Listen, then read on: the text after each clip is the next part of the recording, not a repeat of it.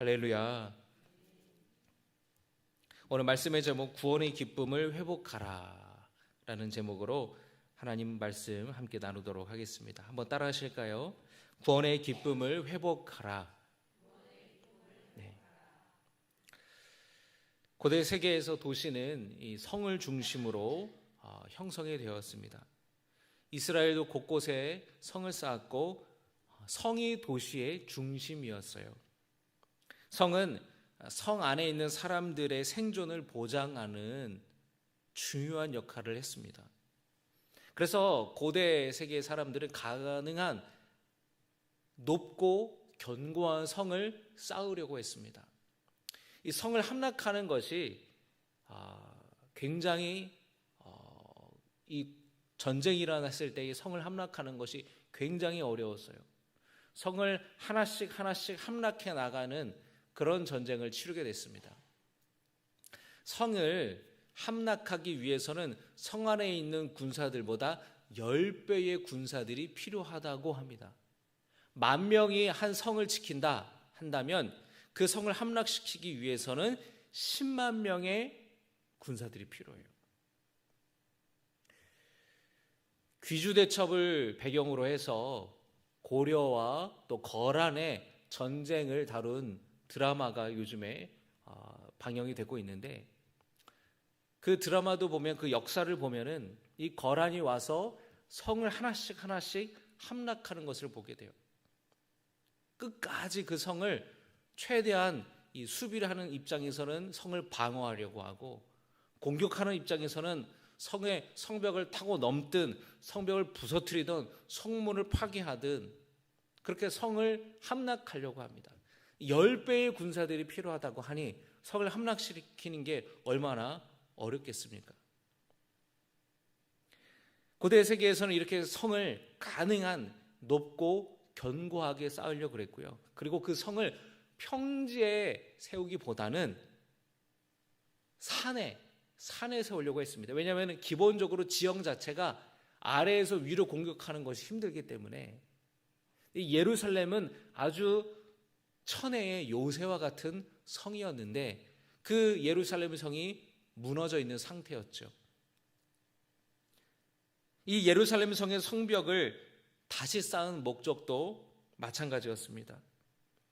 예루살렘 성이 다 무너지고 잘리고 부서지고, 그래서 외부의 적들로부터 성 안에 있는 사람들을 보호할 수가 없었던 거죠. 또 성의 중요한 기능이 또 하나는 뭐냐면은, 성은 성의 안과 밖을 구분해주는 경계이기도 해요. 성벽 안에 있는 사람들, 성벽 바깥에 있는 사람들.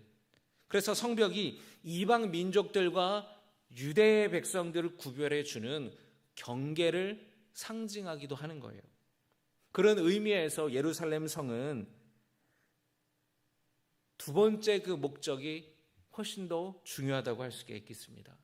이방 민족들과 이스라엘을 구분하고 하나님의 자녀로서의 거룩성을 회복하고 유지하기 위해서 이 성벽을 쌓는 것이 중요했단 말이에요. 그 예루살렘 성에 살고 있는 백성들을 보호하는 동시에 이방인들과 유대 백성들을 구분해주는, 거룩성을 유지하고 그들의 정체성을 회복하기 위해서 이 성을 쌓는 것이 중요했다라는 겁니다. 그리고 그 거룩한 백성의 정체성을 회복하기 위해서 마지막으로 필요한 한 가지가 있었는데요. 그게 여러분 뭐였을까요? 바로 유대 백성들이 하나님의 말씀 앞에서 자신들의 삶을 돌아보고 새로운 언약을 체결하는 일이었습니다. 성전을 건축하고 성벽을 건축했지만 더 중요한 것은 유대 백성들의 신앙의 회복이었다라는 거예요. 영적인 회복이었다라는 겁니다. 그래서 성전과 성벽을 다시 재건하는 어떤 하드웨어적인 것은 이제 갖췄어요. 그런데 중요한 것은 소프트웨어예요. 여러분 컴퓨터를 새로 사잖아요. 그러면 컴퓨터를 필요한 부품 막 조립한다고 해서 컴퓨터가 작동하는 게 아닙니다, 여러분. 그 안에 그 컴퓨터를 운영하는 운영 체제가 있어야 돼요. 소프트웨어가 있어야지 그게 돌아간다는, 프로그램이 있어야지 돌아간다라는 거예요. 무슨 얘기인지 여러분 아시겠죠? 건물만 여러분 세운다고 교회가 아니잖아요. 그 안에 예배가 있어야 교회인 것처럼, 공동체인 것처럼, 이 성전을 짓고 성벽을 짓는 것은 이제 외형적인 것은 갖췄다라는 겁니다. 그런데 이 내적인 것이 회복되어야 되는데 그것이 바로 예배고 말씀이었다라는 것이에요. 성벽이 지켜주는 것보다 더 중요한 것은 하나님이 지켜주신다라는 것. 그 믿음의 회복이 훨씬 더 중요했던 것이에요. 오늘 말씀을 보면은 7째 달 초하루에 모든 백성들이 함께 모였습니다. 당시 이스라엘의 달력은 오늘날의 우리가 쓰는 달력과 조금 차이가 나는데 7째 달이니까 7월이죠. 근데 이스라엘의 7월은 오늘날 우리의 양력으로 치면은 9월, 10월이에요. 그리고 이때는 1년 중에 가장 풍성한 추수의 계절입니다. 그리고 7월은 바로 새해가 시작되는 달이에요. 바로 새해 첫날이 7월 초하루에 모였다 그랬잖아요. 그게 바로 새해 첫날 백성들이 모였다라는 것이에요. 오늘 말씀을 준비하면서 참 너무 신기하고 참 재밌다라고 느꼈던 게 뭐냐면, 여러분 오늘부터 우리가 음력 새해 첫날이 시작되는 구정 연휴가 시작되잖아요. 그런데 그렇게 음력으로 새해가 시작되는 오늘 이스라엘 백성들이 7월달 초하루 새해 첫날에 함께 모였던 이 말씀을 나누게 되니 너무 참 신기하고 재밌다라는 생각이 들어요. 음력으로 새해가 이렇게 시작되는데 새해 첫날에 이스라엘 백성들은 7월 초하루죠. 새해 첫날에 모여서 나팔을 부름으로 한 해가 시작되었음을 알렸습니다. 그래서 이 시기를 나팔절이라 그래요. 이날은 안식일은 아니지만 안식일처럼 일손을 놓고 함께 모여서 하나님의 말씀을 듣고 백성들이 하나님께 제사를 드렸습니다. 제사를 드렸다는 것은 하나님을 예배했다라는 것이죠. 제사장이면 율법 교사인 에스라가 성문 앞에 광장에 모인 수많은 백성들 앞에서 율법책을, 하나님의 말씀을 낭독했습니다. 그 하나님의 말씀이라고 한다면 모세오경을 의미하는 거예요. 창세기, 출애굽기, 레위기, 민수기, 신명기, 이 모세오경, 이 말씀을 백성들 앞에서 읽어줬습니다. 그리고 곁에 있던 레위 사람들이 이 백성들이 그 말씀을 이해할 수 있도록 알려주었어요. 왜냐하면 구약 성경은 히브리어로 기록이 되어 있는데 이 지금 포로 시대의 귀환한 백성들이 쓰는 언어는 페르시아의, 바벨론과 페르시아의 포로로 끌려갔기 때문에 잘 이해를 못하는 거예요. 그리고 이 말씀이 어떤 말씀인지 이해를 못했기 때문에 레위 사람들이 그 말씀을 풀어서 설명한 거죠. 말씀을 가르쳤던 것이죠. 그 말씀을 펴서 읽을 때에, 에스라가 읽을 때에 모든 백성들이 자리에서 일어났습니다. 그것은 하나님 말씀에 대한 경의의 표현이었어요. 그리고 에스라가 위대하신 하나님을 송축하라 라고 외쳤을 때에 백성들이 손을 들고 아멘, 아멘 하고 엎드려서 절을 하였어요. 하루 종일 새벽부터 낮까지 말씀을 들었습니다. 그리고 그 말씀을 레위 사람들이 가르쳤어요. 그 말씀을 들었을 때에 백성들이 하나둘씩 울기 시작했습니다. 왜 울었을까요? 여러분이 에스라가 낭독한 율법책은 모세오경이라 그랬죠. 그 책의 내용이 여러분 어떤 내용입니까? 하나님께서 이 세상을 창조하신 날부터 그 조상인 아브라함과 그 후손들의 이야기가 담겨 있는 말씀이죠. 애굽에서 노예로 살아갈 때 하나님이 모세를 부르셔서 모세를 통해 그들을 구원하셨고 홍해를 건너게 하셨고 십계명을 주셨고 언약을 맺으셨던 그 광야에서 그들을 인도하시고 지켜주셨던 약속의 땅 젖과 꿀이 흐르는 가나안 땅으로 인도하여 주셨던 그 이야기가 바로 모세오경에 담겨져 있지 않습니까? 이 이야기의 핵심은 하나님과 이스라엘 백성들 사이에 맺으신 언약이에요. 서로 약속을 맺었습니다. 하나님께서는 백성들에게 하나님만 경외하고 마음을 다하고 뜻을 다하고 힘을 다하여서 여호와를 섬겨라, 하나님의 명령과 규례를 지켜라 말씀하셨습니다. 그러면 그 말씀을 지키면 하나님께서는 백성들에게 복을 주시겠다고 약속하셨어요. 신명기 11장 13절과 14절 15절의 말씀을 우리 같이 보겠습니다. 우리 화면에 좀 띄워주실까요? 같이 봉독합니다. 시작. 내가 오늘 너희에게 명하는 내 명령을 너희가 만일 청종하고 너희의 하나님 여호와를 사랑하며 마음을 다하고 뜻을 다하여 섬기면 여호와께서 너희의 땅에 이른 비 늦은 비를 적당한 때에 내리시리니 너희가 곡식과 포도주와 기름을 얻을 것이요 또 가축을 위하여 들에 풀이 나게 하시리니 내가 먹고 배부를 것이라. 할렐루야. 하나님을 마음을 다해 뜻을 다해 힘을 다해 사랑하면 하나님의 이런 놀라운 복을 주시겠다고 약속했어요. 그런데 이스라엘 백성들이 그 약속을 지키지 못했습니다. 출애굽에서 홍해를 건너서 광야로 들어갔을 때에 하나님께서 그들과 시내산에서 언약을 맺으려고 할 때에 모세가 시내산에 올라가자 모세가 보이지 않자 그들이 했던 것은 뭐냐면 아론을 불러서 우리를 위한 신을 만들라.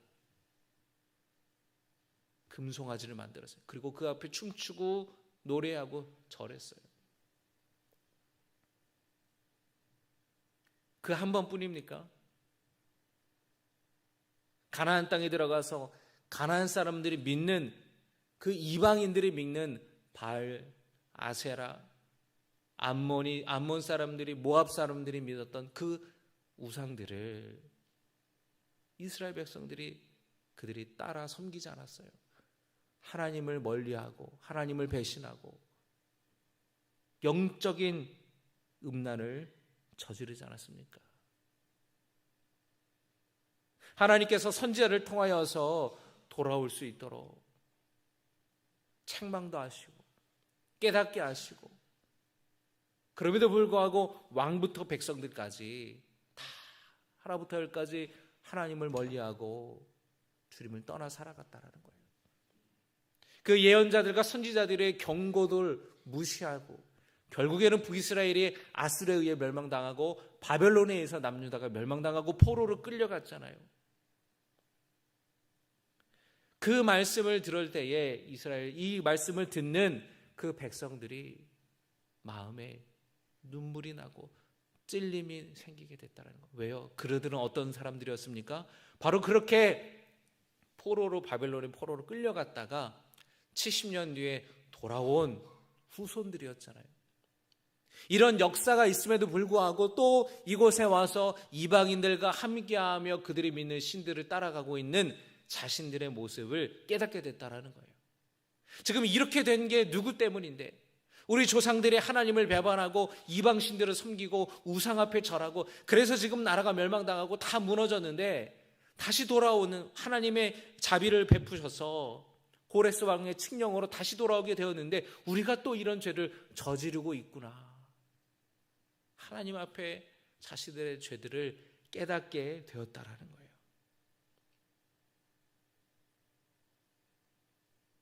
그 마음속에는 하나님을 믿는 믿음이 온전치 못했다라는 것, 하나님의 말씀대로 계명대로 살지 못했다라는 것, 그게 깨달아져서 회개의 눈물을 흘리게 되었던 것입니다.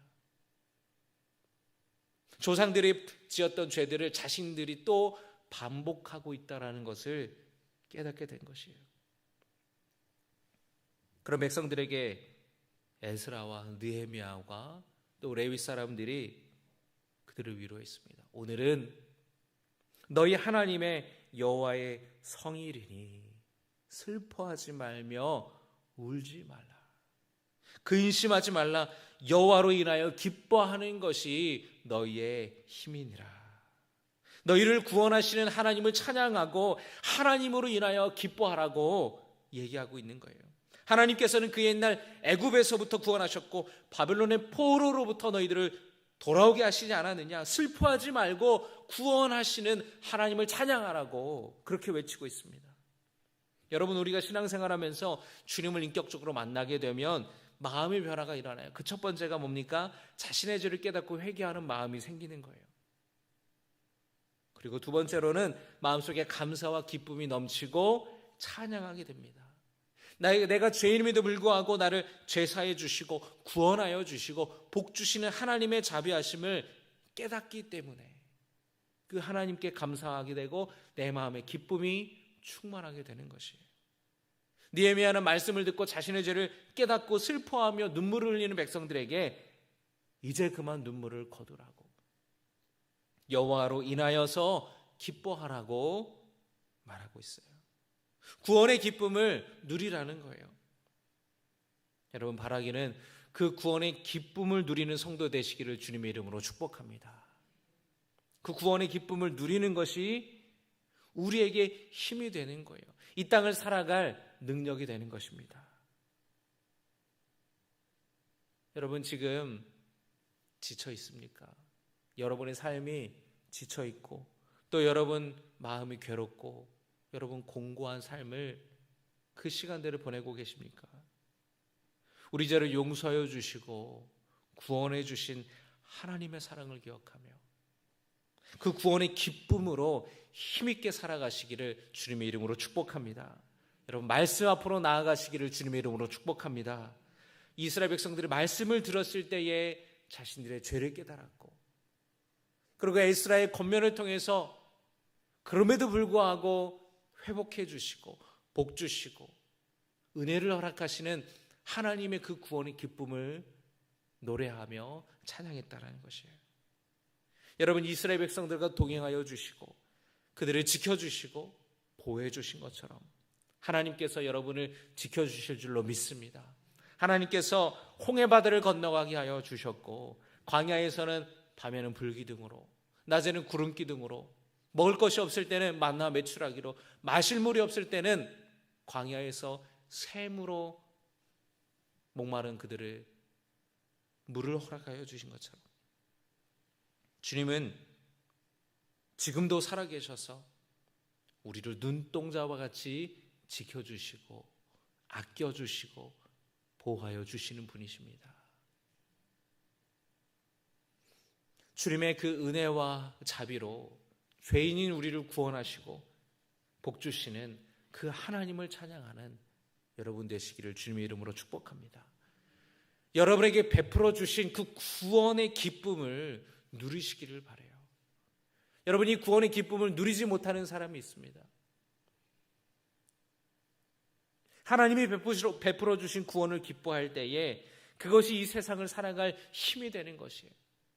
이 세상을 살아갈 능력이 되는 겁니다.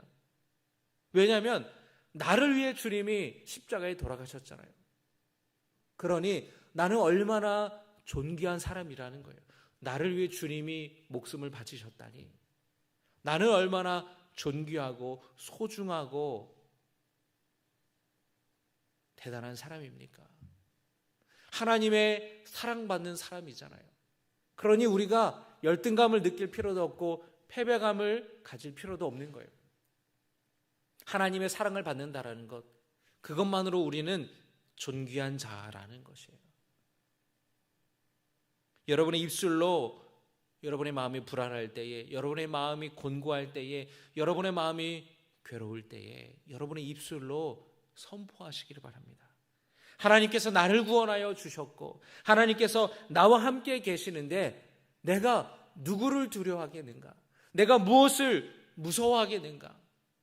여러분, 그렇게 입술로 선포하시기를 바랍니다. 다윗은 시편 27편 1절에 이렇게 고백했습니다. 여호와는 나의 빛이요 나의 구원이시니 내가 누구를 두려워하리요?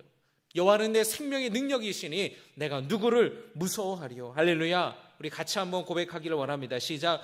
여호와는 나의 빛이요 나의 구원이시니 내가 누구를 두려워하리요? 내 생명의 능력이시니 내가 누구를 무서워하리요? 할렐루야. 여러분의 마음이 괴로울 때, 두려울 때에, 여러분의 마음에 불안이 엄습해 올 때에 다윗처럼 고백하시기 바랍니다. 다윗처럼 고백하세요. 여러분, 믿음이 있다라는 게 두려움이 없다라는 게 아니에요. 믿음이 있다라는 게 불안하지 않는다라는 게 아니에요.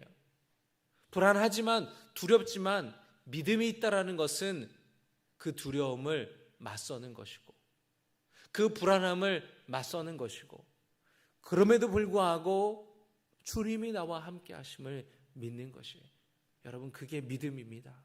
그 믿음으로 여러분 지금의 어려움과 고난을 믿음으로 이겨나가시기를, 믿음으로 마주하시기를, 견디시기를, 승리하시기를 주님의 이름으로 축복합니다. 우리의 마음에 부정적인 생각이 찾아올 때가 있어요. 내 마음이 괴로울 때가 있습니다. 내 마음에, 내 영혼에 어둠이 찾아올 때가 있어요. 그럴 때에 여러분, 그 어둠에 여러분 잠식되지 마시고 말씀 앞으로 나아가고, 그리고 그 말씀 속에서 주시는 능력을 받으시기를 바랍니다. 구원의 능력, 그 여호와로 인하여 기뻐하는 그것이 우리의 능력이 된다라는 거예요. 내가 하나님의 자녀다. 나는 하나님의 구원받은 자녀다. 하나님이 나를 구원하신다. 하나님이 나에게 복 주신다라는 그것을 여러분이 입술로 선포하고 마음으로 믿고 나아갈 때에 주님이 정말로 함께 하시고 여러분의 영혼에 그 어둠을 몰아내어 주실 줄로 믿습니다. 그렇게 고백할 때에 그 말씀이 여러분의 마음을 붙들어 주실 줄로 믿습니다. 오늘 이 시간에 주신 말씀을 기억하며 함께 찬양하기를 원합니다.